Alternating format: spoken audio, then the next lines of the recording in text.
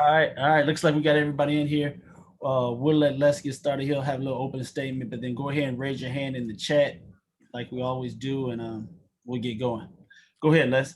Yeah, I think today we'll probably reflect a little bit on 2020. Probably right time, right perspective. The journey chapter will have been a success, but that's probably more. I call that more bibliography, kind of Wikipedia success, where you can kind of say, look, you've had 4 straight winning seasons since Sean was here, maybe 2 division titles, 3 playoff wins, NFC championship, things like that. But I think we all know when you're in the moment, and especially looking at the 2020 season, you want to do things to continue advancing to those next games. So we'll talk a little bit about the future and beyond. I think first thing we'll do is get refreshed, and then it'll be time to come back to the lab and kind of look at the lessons that we've learned and start doing some tweaking to the model. Probably way too early to get into the specifics of those tweaks, but Aaron Rodgers probably said it best. The future is a beautiful mystery. So we'll go from there. All right, Jordan. Hey Les, how you doing? Like the hat, Jordan. Thanks. It's a pretty beanie, right? pretty cold out here. Hey, so in terms of the 2 high-ranking personnel guys you lost in Brad and Ray, what is your plan on replacement, whether it be internal or external, and have you made those moves and decisions yet? And how will your department reshuffle in correspondence? I think what we're going to do, we have a good subset of lieutenants in our building already. So I think initially, and we have Ray Farmer consulting, and I've talked to Ray Farmer a good bit about maybe is it time to get back on the horse full time, not necessarily in Brad's job, but we'll look to fill it immediately from within, go through the process. At that point in time, we can, along the way, as we live without 2 very, very good Rams front office employees, personnel men, just people, figure out where the holes are and what type skill sets we might need to add. So I think that's how we're going to handle it. But what we do know is we got enough people in the building with enough experience that we can get through this successfully. Have you made that decision yet? And are you able to share any news with us on that matter? On which decision? The positions in terms of filling them. You said it would happen immediately. No, I think it will not happen immediately. So. Okay. Thanks. But when we do, we'll definitely share it and figure that out. But it all happened fast. And then in terms of Raheem Morris and Joe, new special teams coach, what was your input on that decision-making process, and what went into the decision for those to be external hires versus internal promotions? I think my input really is sitting down with Sean and he's asking me questions. He's in charge and he's charged with hiring the best staff to give us the best edge possible on Sundays. The role I can play is asking good questions, or him asking me questions, maybe adding some insight. So obviously Sean has a relationship with Raheem that goes back to the Tampa years, and then obviously was fertilized over the years, competing against each other, things like that. So a lot of respect for him and what he brings to the table. Joe DeCamillis and I probably got to know each other in 1998 when I went to the Falcons from Jacksonville. So we've known each other a long time. He's been in the game a very long time, brings experience. And I think that's something Sean is definitely looking for that special teams role, right? It's interesting, right? Sean's a head coach, I'm a general manager, but special teams is like a foreign language. So those guys team to speak. They speak languages that Sean and I don't speak. So it's very, very, I guess it just feels good. It feels right when you know you can get in the bunker with people and know that you have your back turned, but they know what they're doing. They're competent in what they're doing there. Thanks, Les. Gary? Hey, Les. In regard to some of Sean's comments after the season, is there a scenario where Jared Goff would not be on the Rams roster in the upcoming season? Well, I told you it's way too early to get into specifics. I think on Sean, though, I think we've all gotten to know Sean, who he is, just a great person, right? One of those people you can get in the bunker with, turn your back, and know that he's got your back. Highly competent, very humble. But I think from day one, whether it was in a press conference after the season, but probably in the first interview we did with him to first meetings after first press conference, he has high standards. He holds everyone to those high standards. He expects all of us to meet those standards, himself included, and they are very high, even though he's a great guy. So since day one, he's what I can't say, he's not going to apologize for holding all of us, everyone, to high standards, including the quarterback. No, I understand that, but just from a team composition standpoint moving forward, and I know you can't get into specifics, but is there a scenario where you guys would trade or cut Jared Goff? Again, not going to get into specifics on those. That's that beautiful mystery of the future. But we will. What I can say is once we're refreshed and emotions removed, we'll sit down and try to figure out, especially on the offensive side of the ball. I know Sean definitely wants to make sure we get back to maybe being more explosive, scoring more points, not turning the ball over as much. But with Jared, with Sean, since they've started partnering together, Jared has more wins than any other quarterback except Tom Brady. So there has been successes there, and now the vision, the goal is to look at the model, see if there's some tweaks to be made to make sure we get back to who we want to be and advance to those next two games. Okay, and finally, I'm sorry. So you can't say at this moment that Jared Goff will be on the team in 2021. What I can say is Jared Goff's a Ram in this moment. And I said it's way too early to speculate the future. That's a beautiful mystery. Thank you. Lindsay. Hey, Les. From where you sit, how would you evaluate Jared's season? I think let's go. This year started off probably hot. Got a little bit of the case of the turnovers, which probably hurt us. I think that's the thing that we got to improve on, and we started going south a little bit over the last couple of years, and then being tighter in the red zone in terms of getting more touchdowns and field goals. That's not always the QB, but really respect what Jared did coming back there at the end with a broken thumb. Didn't have to play, could have easily not played, wanted to play, all those things. So there's a lot that goes into the quarterback position. Like I always say with Jared, with Sean, they've done an unbelievable job doing what's most important in this league together since 17, and that's winning games. And that's also a part of, staying healthy as well. So that's one of the reasons Jared and him are number 2 in wins.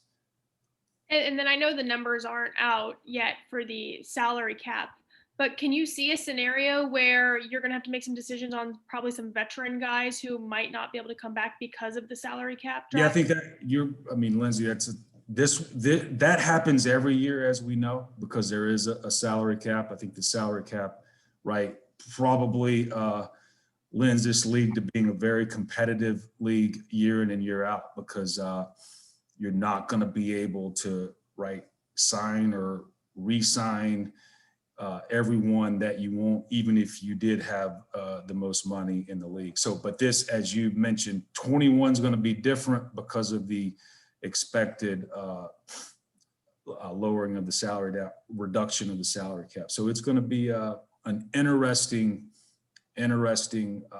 offseason that will take maneuvering, adjustments. However that goes, right? It's some veterans with higher salaries. Will there be more veterans that want to continue with some semblance of stability and welcome salary reductions? Will those veterans and teams agree to part ways and test the waters and market and figure out what it really is and maybe re-sign back? So, and that's also to go with guys and players who are unrestricted free agents. So will be interesting, one that we haven't, as NFL clubs, front office members, coaching staffs have had to work through, because the salary cap is pretty much trended up versus down during our probably lifetimes here. Nick. Hey, Les, we had spoken about this probably before the season started, but I wanted to get your assessment on Cam Akers and Van Jefferson, and what have you been impressed by them for this season? Yeah, number one on Van, I was really impressed with him because he didn't, let's call it, get as many touches as Cam, but really respected players like himself that maybe are in the lineup all the time at their respective schools back in college, and didn't have to go through a little bit of a red shirt kind of learning curve, and seeing those guys with that mental fortitude, knowing they really would love to be playing, but they're not, but they still work on their craft. They're asking a lot of questions. How can I get out there? So how can you get on the field being a gunner first, and then receiver second, and things like that. And then when it counted, because he stayed focused, worked hard in some of our important games down the stretch, he made big plays, and we definitely think that will carry on. Same with Cam. He began the season as a starter, then was injured, then sat some getting well, and Darrell Henderson and Malcolm were playing, but very talented kid. We all got to experience some of that talent with some of his runs, his ability to catch the ball at the backfield. Things you saw at Florida State started to come to fruition late when he got used to the speed of the game and started using some of the vision that he's just naturally gifted with. But the thing I'll remember about Cam is when he did get that high ankle against the Jets, and he told Reggie Scott, our VP of athletic performance, that I can finish this thing. And he did. And I can still remember the day Reggie coming to me, kind of late in the season and going, I can't believe this, but in terms of rehabbing Cam Akers and testing him from a medical standpoint, he was healing a lot faster and looked ready to go a lot faster than a normal high ankle sprain, and he probably came back a week or two early than norm. But it was just it had blown Reggie's mind that how hard he worked and how he got back to normal and how he was able to overcome that. So those little nuances, when you get to know kids like him, those are the moments that maybe you remember, and when it's all said and done, the stories you'll be telling about him. But talented kid, but there's something about him that especially you wanna, as Sean said, you wanna ride with him. Absolutely. And then also wanted to get your you guys recently hired Raheem Morris as your defensive coordinator. You guys have always been a team with diversity, as far, especially in the defensive under the defensive coordinator, when you had Brandon Staley there and those guys working under that. But there's always been a lingering problem in the NFL as far as the opportunity for Black and minority coaches and coordinators to get opportunities. Will you be using your voice as far as making sure that message continues to be in the forefront of everyone's mind, especially as serious as that problem is in the NFL? I think the answer is yes, and I think the NFL is a very good place to set an example, and we're doing our part to do that, and mainly do your part. And sometimes I say that it doesn't have to happen tomorrow, but with the apprentice program, we started with hiring young coaches, identifying young coaches, and doing your part in developing those young men, even women, to get that chance. And the best thing we can do as an organization is when people do get that chance, not just help them get that chance, but provide development that, provides tools where you can be successful when you do get the chance. Thank you. Kevin.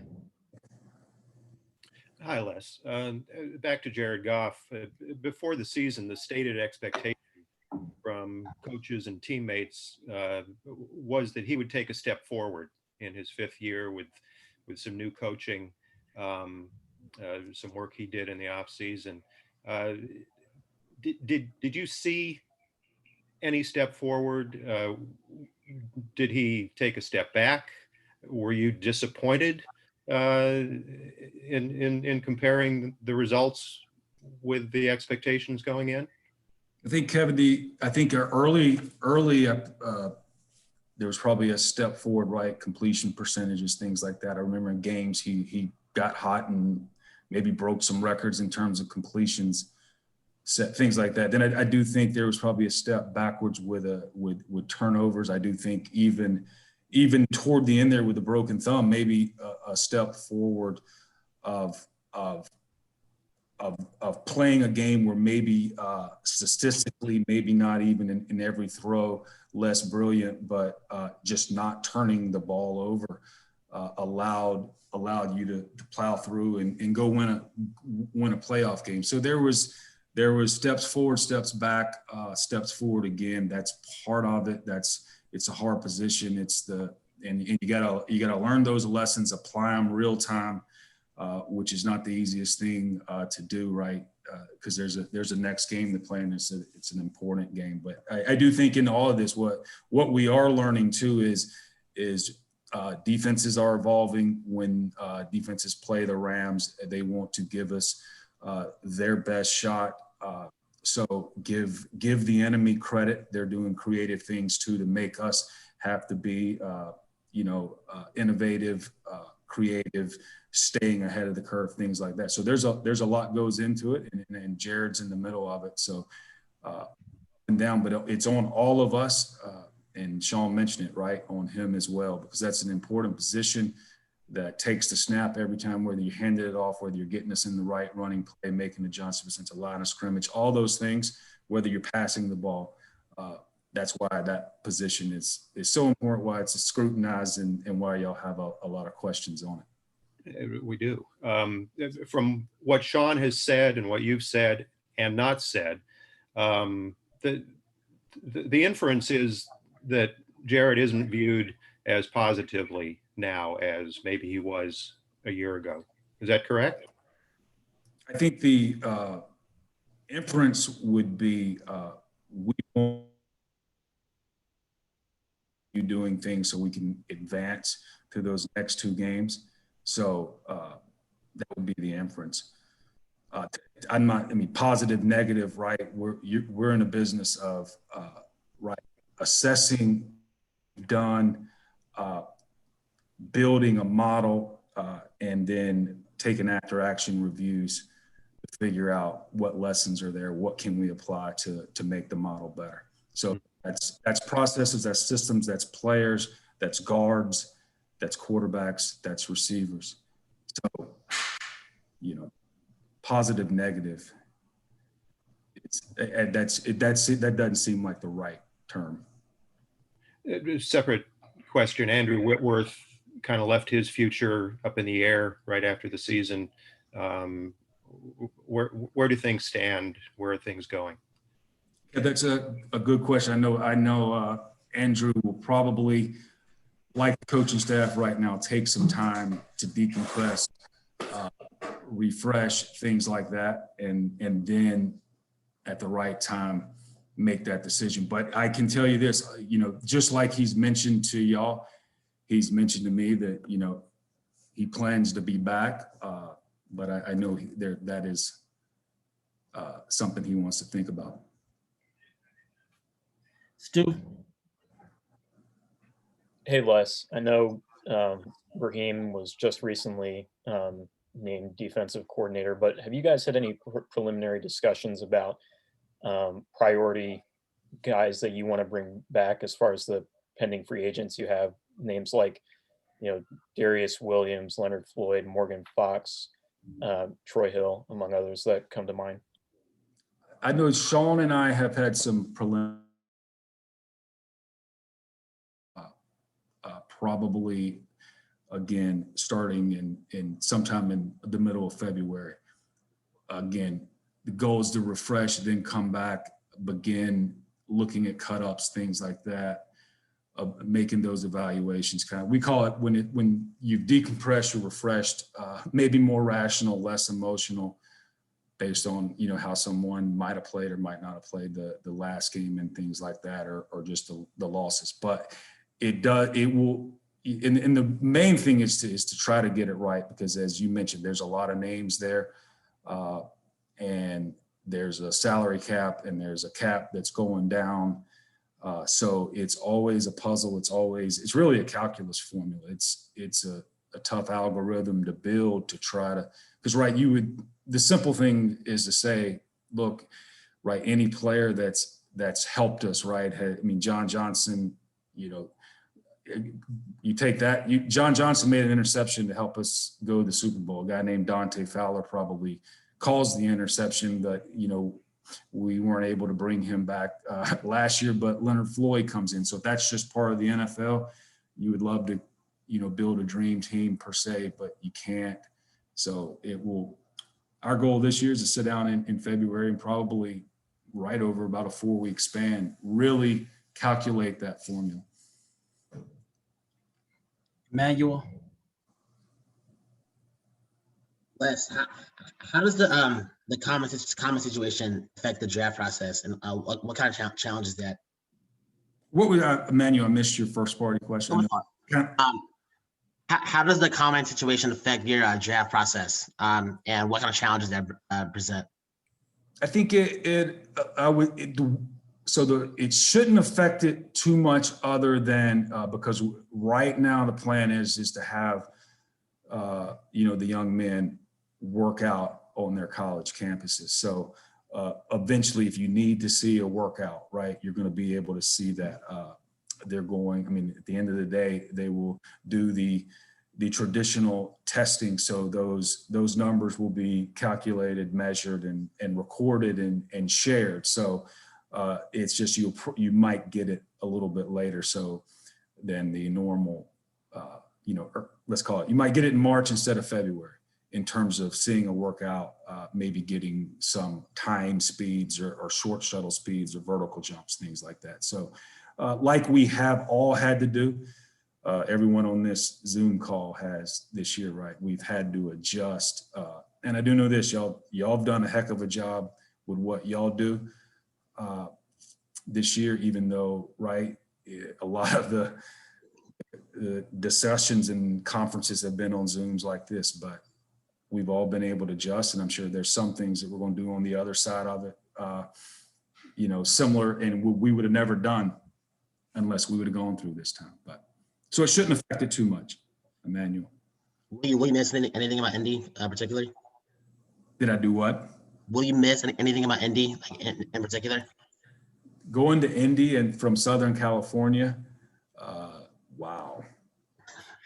I can't really bash Indy, but maybe it's Bill. What do you think? The shrimp cocktail from Elmo's. Maybe you'll miss that, but now the Indy thing, right? Maybe you missed it. That's just a chance to see. It's maybe more convention than evaluation time and things like that. So there's definitely things you miss, but really it's not going to be. It's not on the calendar this year, so you're trying to adjust your model and your processes and your systems to make sure that, again, it doesn't affect us in a negative way. Thank you. Plasky. Yeah, Les, thanks for doing this. Given that Jared and Sean work so closely together, given Sean's lack of public confidence in Jared, is it problematic moving forward if Jared's a quarterback, their working relationship? Do you think it's been affected by any of this? You know what? I don't. In most QBs, a lot of QBs, a lot of coaches are going to have tough conversations. So I actually think I can say this, Bill, maybe a tough conversation, right in the moment leads to some semblance of friction per se. But I'm a believer that you can use that friction to move forward, maybe even get closer. So I would say no. I think at the end of the day, right, Sean wants us to improve, especially on the offensive side of the ball. And I don't think you're going to hear Sean come off of that stance anytime soon. If you know Sean, if you work with him every day, Bill, I mean, when he comes back from decompressing, it's going to be full throttle, not just on the offensive side of the ball, but a lot of it on the offensive side of the ball. Like, okay, how do we be better than, let's call it 18th in scoring? We'll keep it simple like that. Well, Les, you know, What are those conversations? given your uncertainty today, you know, you could end all this. You're setting yourself up for a whole summer of questions about Jared. You can end it right now by saying he's a quarterback of the future for this team. So, I mean, you realize what you're setting yourself up for here. Well, I mean, but in this job, right, you're always going to get questions. So I think But I'm giving you a chance. I'm giving you one more chance to say he's your quarterback. Oh, Jared Goff's he's a Ram right now. So what's the date? Look at let's see, January 26th. I mean, that's a fact. That's obvious. He's right. I mean, he's number 2 in wins. Him and Sean have partnered together. I mean, Tom Brady's got more. And the things Tom Brady's doing, I don't even know if I can put that in words. I mean, so that's been a heck of a partnership. What I do know is, and I think the real thing that should come out of this is, hey, we want to be a better offense. And that includes Jared. That includes myself. That includes Sean. That includes his coaches. That the game. That includes a guard we're not talking about. Thanks, Les. Maria? Hey, Les, I know that it's par for the course in the NFL to lose coordinators and coaches, but from your perspective as a general manager, what is that like for you to know that you have to go out and find good people again to work with? It is Maria, sometimes it's a headache for sure, because that means good people are leaving.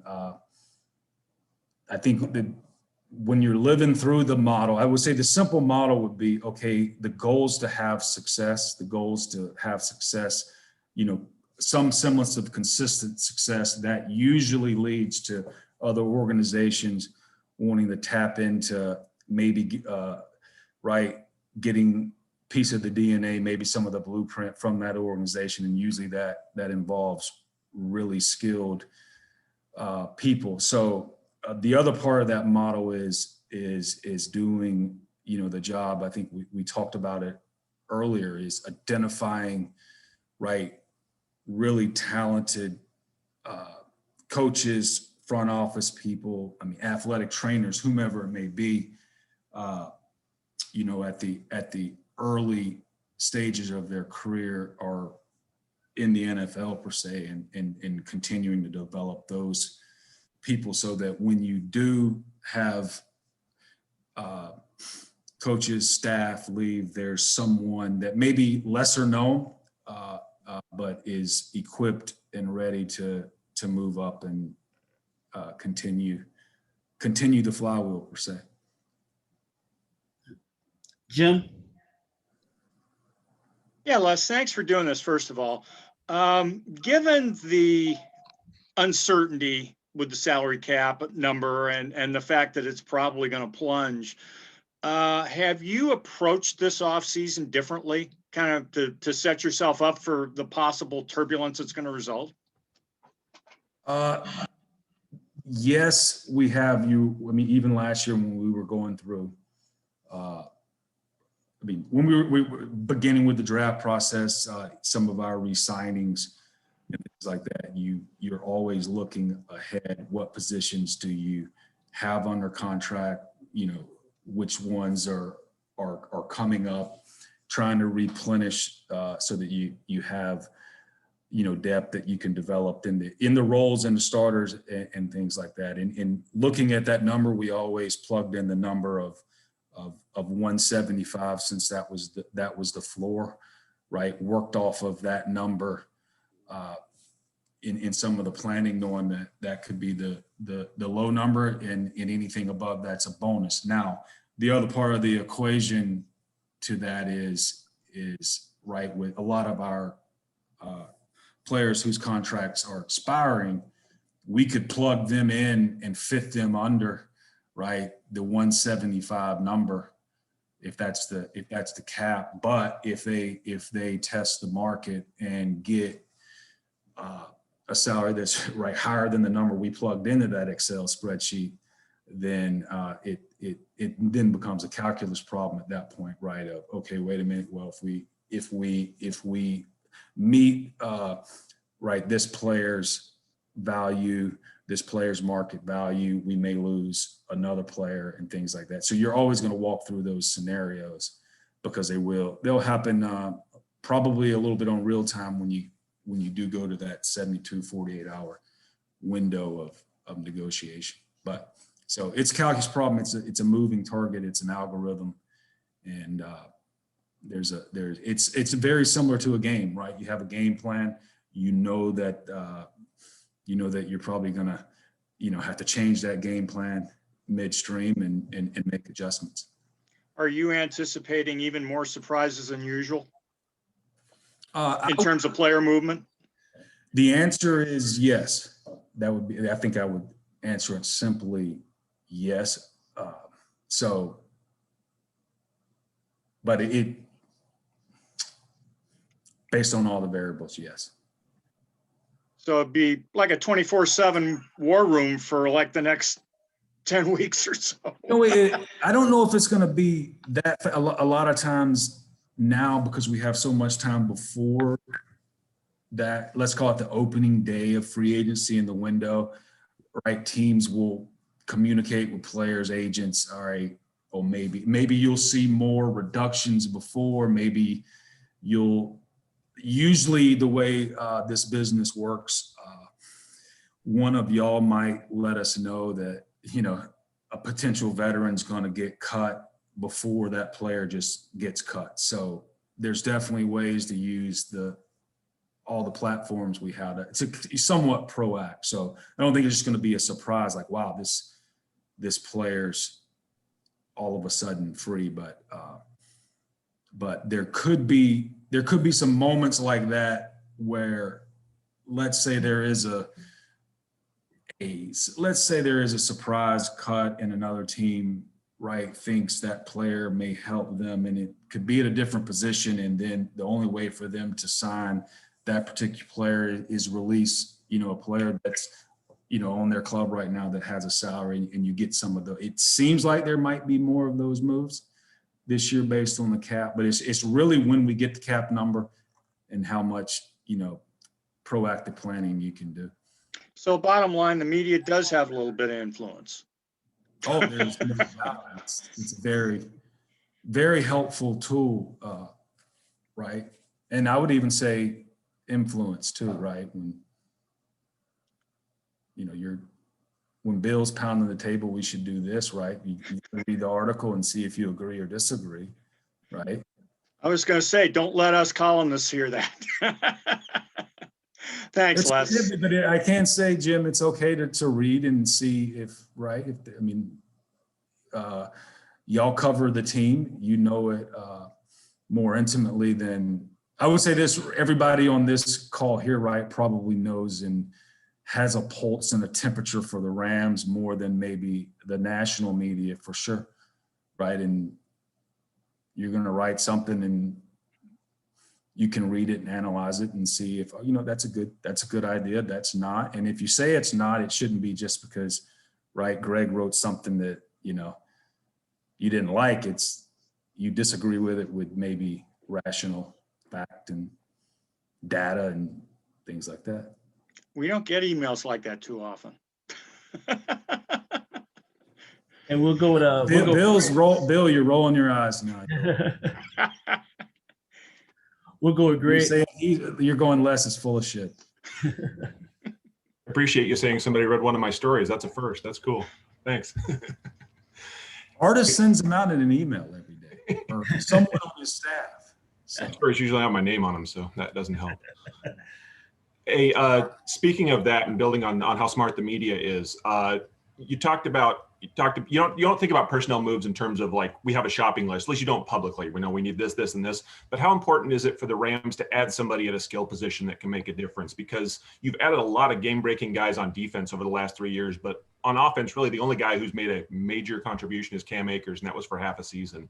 Aside from the quarterback situation, how important is it to get new guys in that and give Sean some fresh blood? You know what? That's a good idea. I think I've joked about it, right? Even though NFL players aren't 5 stars, right? But, you know, we'll say, hey, we need more 4 stars or what have you. And by that, I mean, a player where hey, when let's call it the scheme or what have you is not perfect, but can make 1 or 2 people miss. So we're always going to look for that for sure. And if there's a chance to add that, because that's I call it the 5 eligibles, whomever they are, right? And that could be receivers, tight ends, running backs, but those guys score points. And at the end of the day, the team with the most points on the scoreboard wins. So we'll always look at those 5 eligibles. And if we can add, right, firepower, somebody to make a play, that is good in whatever shape, form, or genre that is. Like when we talk about receivers a lot, and how can they make a play, right? Some people can run by people, some people can make people miss, some people can just go up and get a rebound and things like that. So, and speaking that's of not that. See, it's a good idea, Greg. First time for everything. Add firepower. If we can add some Cam Akers, we'll definitely do it. That's my hot take. The Rams should add talent. On the defense as well. You talked about this, I think, last year after you hired Brandon, and in terms of like not just making all your personnel decisions based on who the defensive coordinator is in their scheme, but doing it the other way. You know, the coaches to the players like that. Is that still the approach with Raheem? Is that something you talked about when you said you met with Sean and talked about who was going to run the defense? No doubt. And I got distracted, Greg. Sorry about that. It's to my left here. So what was the first part of your question? So Just how you approach it from a personnel perspective, having a new defensive coordinator for the 2nd year in a row, you know, making his desires and his reputation match with your players or the other. I think that's the only way to do it, because the coach is going to be charged, right, to let's take Raheem, right, build that wall, right, to stop the run or build that shield to stop the pass. How he and our staff plan to do it, which I think there's going to be a lot of similarities, but I know Raheem will add his wrinkles. So it's right. It's, hey, the coach has the plan on the whiteboard per se. How do we help them bring it to life with the X's and O's who are actually real people, real players with different skill sets, different superpowers and things like that. So we want to align the superpowers. If they need a player with this type superpower, we need to do that. That's our role in this. Eric. You there, Gary? No, Eric. I didn't know we were coming around to meet her. Did you say Eric? Hold on. We'll get Eric in here first. Yeah, that's what I thought. Eric. Okay. Thanks, Artist. You mentioned that Andrew's got a decision to make whether he wants to come back. Does the organization want him back, and do you guys want him back at the number that he would be currently playing at in 2021? Oh yeah, I think what's interesting, the answer is yes, and he has not shown that. My mind wonder. I'm just thinking of Andrew rehabbing after the injury. I'm sitting there watching this guy who's high 30s, almost 40, maybe be 40, and the things he was doing. I'm like, this is a freak of nature. So in terms of his right, the production on the field, haven't seen, right, a drop off or a normal drop off. But again, like all of these decisions, there's variables to be discussed in that. And one of them is, hey, whether he wants to keep getting his body ready to do this 17 game thing. And then you mentioned drafting for Raheem Morris' scheme. Is he just going to come and implement the scheme that he was trained in at Tampa Bay with Kiffin, or is he going to be tinkering with Staley's scheme that he used last year? Right now, I think Sean has a vision to keep the the DNA of right, the scheme that Brandon implemented, that's kind of been innovated and created and evolved, through Vic Fangio. And so if we have coaches who know it, keep that in house. Raheem learned it a little bit, but I know he will bring, he'll bring some derivatives from the Tampa, from probably a little bit, Seattle, Dan in Atlanta. So this is how all these schemes evolve when everyone starts mixing the ingredients together. And then lastly, you mentioned the cap. We don't know what's going to happen with it. You guys got to sit down and meet over the next month to figure out what you want to do. But do you feel like you have the financial wherewithal to add competition at the quarterback position? And how you evaluate quarterbacks, has that changed since Sean has been here?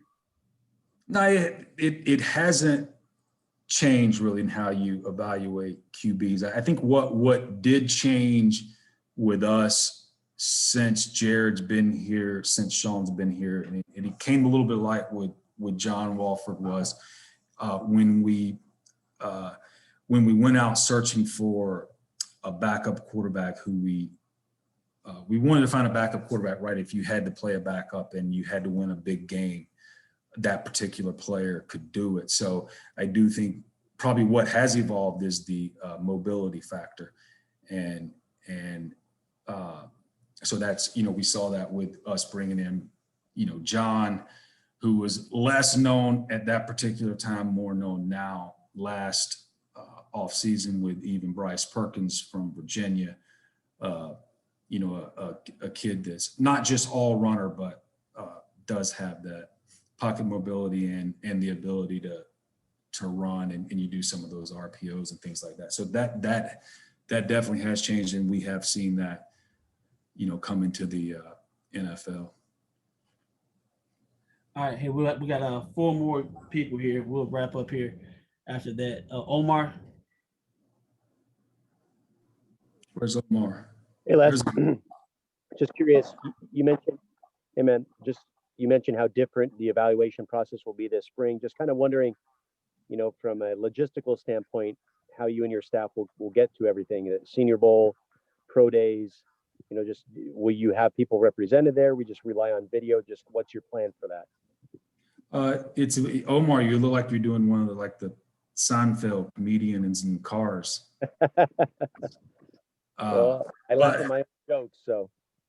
No, we will adjust. I mean, we've done that. I mean, there will be somewhere, it's just be a video somewhere you go see players live. What's been really neat in I do think if we want to call it the Microsoft teams, the NFL would want me to say that world, right? We're on Microsoft's teams call, right? But we're on Zoom. I know, I'm just kidding. The Zoom world is you can get a lot done from an interview standpoint. That in the let's call it pre-COVID days, right? Where we can only see these 30, and if you couldn't get the 30 to your building, it was like, okay, anything other than that is, right, kind of not a diluted interview setting. But so I think this, with technology, with the adjustments we've had to change, there's positives out of it, right?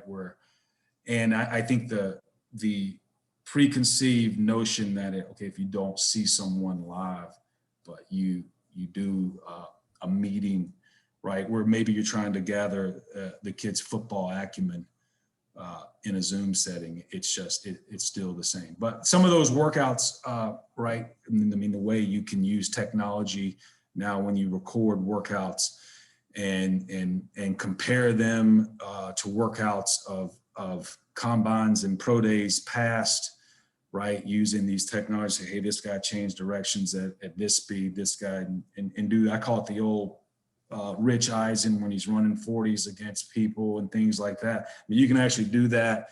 That's more than just the entertaining portion of the Rich Eisen 40 and compare people. So there's a lot of ways you can do this. Things are evolving fast with technology. Jordan. Back to Jordan. Hey, yeah, thanks, Artis. I appreciate it. Hey, in terms of sort of this open-ended optionality that you guys seem to be keeping at the quarterback position, do you see an example in which like John Walford is your guy competing with Jared in training camp, for example? Is that an option that you guys have discussed and thought about, or is that more likely to be a different scenario kind of laying out as time progresses? I think number one on John, what we did get to live is really like what he brings to the table as a backup quarterback. I do think there's now this has probably been my idea, a little less, less conventional is when you do have players like John, maybe Bryce Perkins is, right, having, I call it a change of pace quarterback, depending on how the day is going, keeps the defense honest. Again, that's a Les Snead argument. I don't have to call plays. I don't have to design an offense like that. But I do think we like what we've seen in John. We like the skill set he brings to the table. So,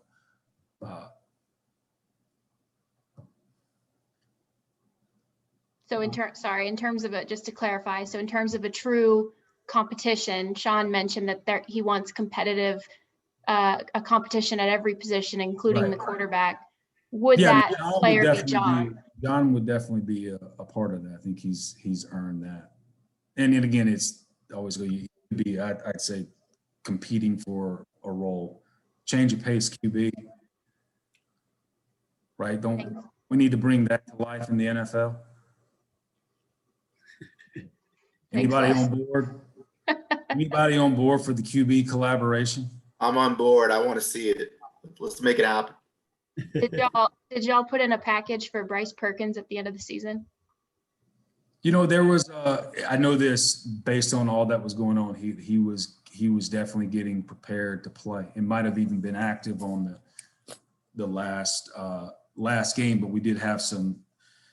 I think we ended up activating another corner instead, based on some special teams helping some injuries going into that last game. But once you bring that read option, some of those things, the RPOs into play. But we had to get Bryce ready to play for sure. All right, we'll wrap it up with Gary, then Kevin. Hey, Les, do you think you can win? Well, two questions. Do you think you can win a Super Bowl with Jared Goff as your quarterback? And secondly, how much of a priority, if any, will it be on this offseason on acquiring a true deep threat to stretch defenses? The first questions, I should answer it yes. But I don't think can you win a Super Bowl? The biggest thing is,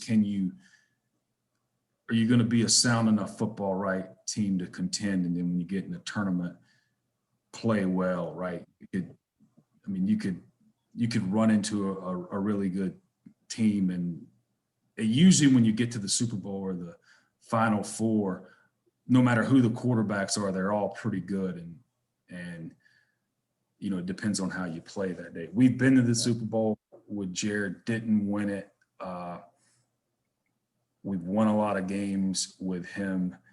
Our goal, if there's anything, I know Bill's not going to put it in his headline or his article, right? The goal is to be better offensively, right? That's what we want to be. We came in the 20 season and we wanted to get back to running the football better or similar to what we did it in 17 and 18, and didn't feel like in 19 we were there. And we somewhat succeeded in that. I think this year you'll see us, and you mentioned it, with the receiver question, right? And whether it's a receiver, whether it's a tight end, it was one of those 5 eligibles, right? If we can get,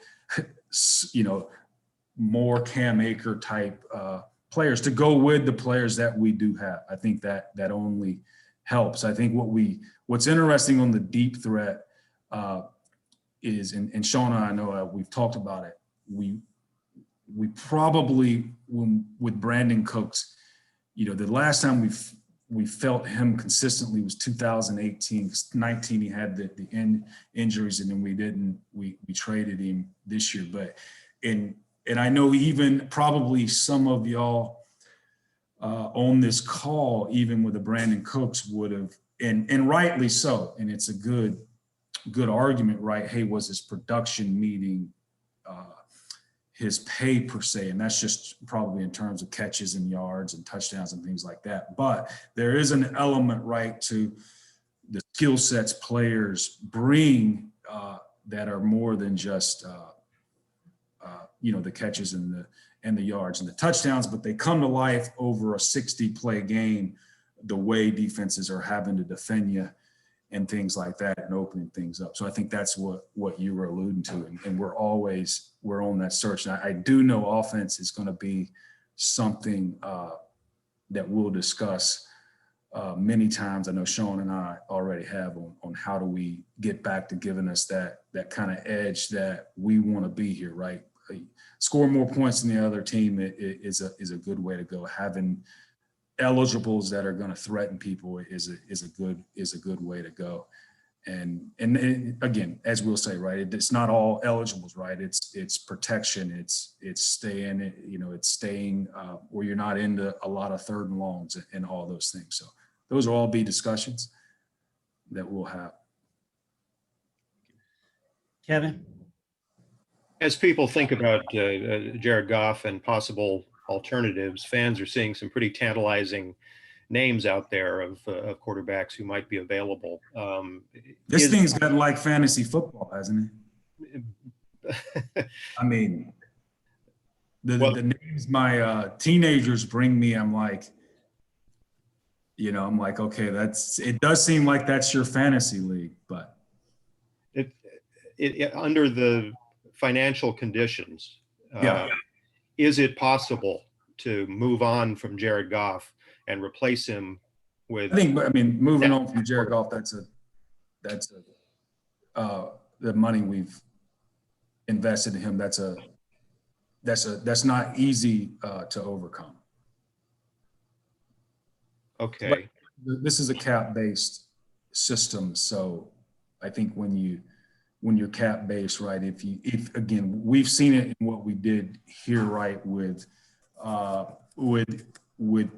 players where we've paid top of market. If you pay top of market for certain players, right, you may have to sacrifice and be willing to draft, develop, and rely on younger players on a rookie contract. And then as they evolve over their 1 to 4 years, right, determine whether is it time to move on from veteran player and maybe pay the young player to go into his prime with the Rams and things like that. That's all part of the equation. So with a cap-based system, right, you can move money around, allocate it to different positions, different players, things like that. But with that, right, there's always going to be a yin and a yang and a sacrifice somewhere. Now that sacrifice doesn't have to be a negative, right? It can be we'll go with a rookie at running back, and that rookie running back plays well. So, right. So it's not necessarily a negative. Did I understand you to say it would be difficult to move on from Jared Goff this offseason? Oh yeah, that would definitely be difficulty in the equation for sure. How difficult? I mean, to the point of. Well, I've never rated the difficulty, but we can come up with a scale. But I think that would be like frivolous. But can it be done? I mean, anything can be done in the cap-based system. Anything can be done. I mean, I think y'all have seen that occur in the NFL. Again, though, with that, anything can be done. Every team right now that's over the cap, like if you went to overthecap.com, I bet all of those teams figure it out. They're not going to not figure it out, right? So the world's not ending for them. They're just going to have to get creative. They're going to have to push things out, right? There's ways you do it. But again, I go back to when you do those type things, it is difficult. It does stress your system in some places, no doubt. A year ago, the questions were about Todd Gurley, and I think you were non-committal, maybe in a different way than this. What and you know, I think I got the wrong answer. 2.5 months later, Bill, if I was on your television show, that would be like a buzzer. It's the wrong answer. Go on. No, I was just not the. There was a buzzer going on, so I think I got the. Yes. Last year when we did get rid of. Yeah, so 2.5 months later, I guess he was gone. There were some pain points for sure in terms of stressing our cap, and one of our strategies was to take a lot of the pain for this particular season, not necessarily spread that pain out and then get back on track this year per se. So, and then we did get what would be now probably a COVID adversity and things like that. But even when we did that last year, it obviously could have been done because we did it. Did it make it difficult? Yes. Do you have to get creative? Yes. Do you have to rely on some younger players? Yes. But we want to do that anyway. We always want to do our best drafting, right? And whether we, acquire starters, but at least players are going to, fill roles, provide roles, be useful in many ways so that you have a healthy team. And we had, I think in terms of average, and I know this is depends on who's playing, things like that. So it's simple. But I think we were the youngest football team in the NFL this year, based on average age of player. So one of the reasons was because of the things we've done, not necessarily in releasing Todd Gurley, trading Brandon Cooks, but also in paying Jalen Cooper Kupp, Aaron Donald. I mean, those were intentional. We were jacked to do it, but we also had to plan to draft, develop. Also, maybe I call up players from the minor leagues, right? Unfortunately, in NFL, there's no minor leagues, but we had to bet on Darius Williams, had to bet on Troy Hill and things like that. But we had a little more certainty than the outside, right? Because it's hard for y'all to go, who is Troy Hill, who is Darius Williams, right? You can only watch them practice, and you see what I'm saying? There's no minor league system. So those are the things you have to do. But when you do that, it does make it difficult. It adds difficulty to the equation. Hey, Kevin, we're going to wrap this up. This is about your fifth question here. Come on, man. Just following up. Go ahead. Did I answer? Was that clear? Well, this will be the last one then. I guess I'm wondering. That's a gong. That's a gong. Wondering about the difference between the Gurley situation and the Goff situation, since people reading this, listening to this, might hear a similar kind of non-committal answer and remember what happened with Gurley after that. Is the finances the big difference? The finances, they have similarities to them,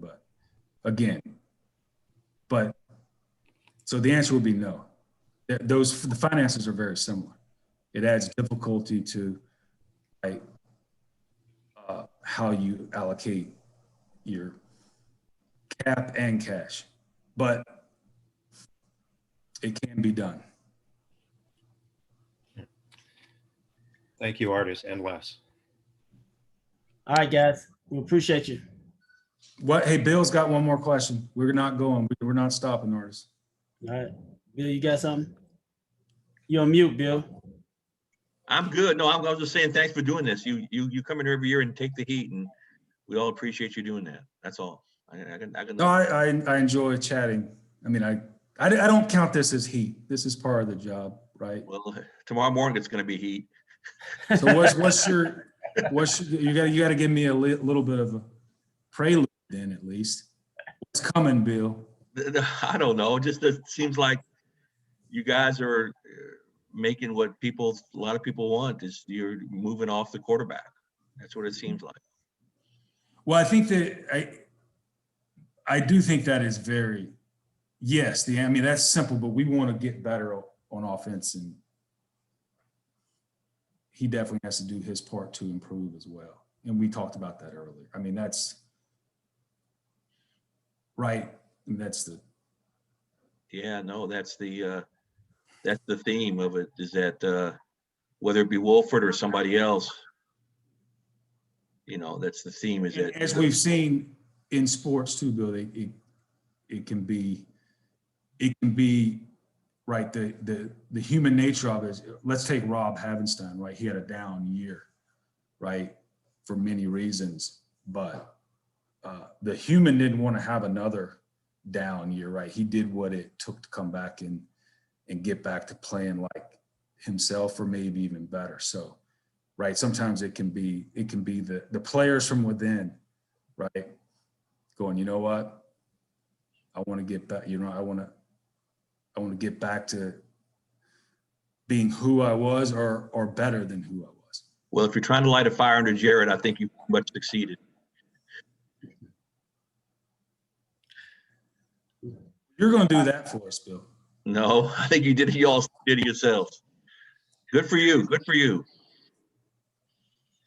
That's the thing about Les. Everybody knows you'll do anything. There's nothing you won't do to make the team better. So that's why we write these stories, because anything's on with you, everything's on the table. It always is.